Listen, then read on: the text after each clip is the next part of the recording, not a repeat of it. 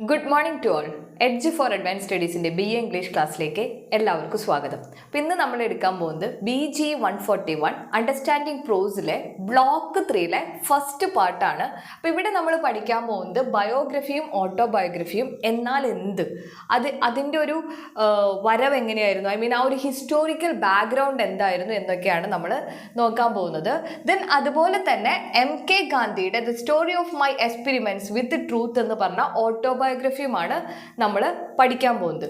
So at first എന്താണ് biography and autobiography, ഒരു introduction just എന്താണെന്ന് അറിയണം. ബിക്കോസ് ദ എൻറ്റയർ ബ്ലോക്ക്, ഈ ഒരു ബ്ലോക്ക് 3 ഫുള്ള് നമ്മൾ ഫോക്കസ് ചെയ്യാൻ പോകുന്നത് ബയോഗ്രഫിക്കും ഓട്ടോബയോഗ്രഫിക്കുമാണ്. അപ്പോൾ അതെന്താണെന്ന് അറിയാനുള്ള ഒരു ജസ്റ്റ് ഒരു ഇൻട്രൊഡക്ഷൻ ആണ് തരുന്നത്. അപ്പോൾ വാട്ട് ഈസ് ബയോഗ്രഫി, എന്താണ് ബയോഗ്രഫി? നമുക്കറിയാം, ഒരു വ്യക്തിയുടെ, ഒരു ഇൻഡിവിജ്വലിൻ്റെ കംപ്ലീറ്റ് ലൈഫിനെ കുറിച്ച് എഴുതുന്നതാണ് ബയോഗ്രഫി, അല്ലേ? From birth to death we can get from that biography, അല്ലേ? അപ്പോൾ എന്താണ്, ലൈഫ് ഓഫ് എൻ ഇൻഡിവിജ്വൽ ആണ്. അതുപോലെ തന്നെ എന്താണ്, ഫാക്ച്വൽ ഇൻഫോർമേഷൻസ് ആയിരിക്കും, അല്ലാതെ ഫിക്ഷണൽ ആയിട്ട് ഇമാജിനറി ആയിട്ടുള്ള സ്റ്റോറീസ് ഒന്നും അതിൽ എഴുതി വെക്കില്ല, വളരെ ഫാക്ച്വൽ ആയിരിക്കും. അതുകൊണ്ട് തന്നെ അതെന്താണ്, ഹിസ്റ്ററിയുമായി റിലേറ്റഡ് ആണ്. വൈ?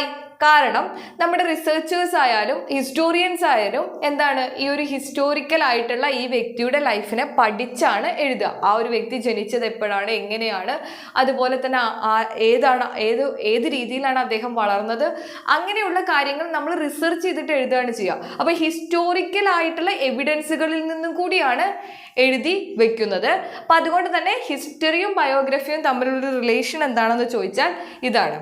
ഓക്കെ, ദെൻ ബയോഗ്രഫിയും ഫിക്ഷനും നോക്കുകയാണെങ്കിൽ definitely biography is not a fiction, അല്ലെ? ഫാക്ച്വലായ ഇൻഫോർമേഷൻ ആണ് കൊടുക്കുന്നത്, കൃത്യമായ ഹിസ്റ്റോറിക്കലി ആ ഒരു സ്റ്റഡി നടത്തിയാണ് എഴുതുന്നത്. So that's the difference between fiction and biography.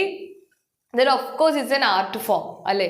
നല്ല ബ്യൂട്ടിഫുൾ ആയ ഒരാളുടെ ലൈഫ് പിക്ചർ ചെയ്ത് നമുക്ക് കാണിച്ചു തരികയാണ് ഇതിൻ്റെ ഓതേഴ്സ് ചെയ്യുന്നത്. അപ്പോൾ അതാണ് അതിൻ്റെ പ്രത്യേകത. ദെൻ ഇതിൻ്റെ ഡീറ്റെയിൽസ് ഇതൊക്കെ എങ്ങനെയാണ് എടുക്കുക?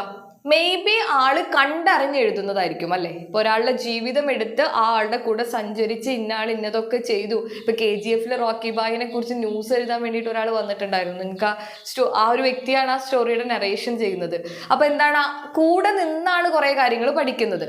ദ സെയിം വേ കൂടെ നിന്ന് ചിലപ്പോൾ എഴുതാം. അതല്ലെങ്കിൽ എന്താണ്, ഇപ്പോൾ ഒരു വ്യക്തിയുടെ കഥ എഴുതണം എന്ന് തോന്നുന്നു, ദെൻ നമ്മൾ ആ ആളെക്കുറിച്ച് റിസർച്ച് ചെയ്ത് ഫാക്ച്വൽ ആയിട്ടുള്ള കാര്യങ്ങൾ നോക്കി എഴുതുന്നു, അങ്ങനെയും എഴുതാം, അല്ലേ?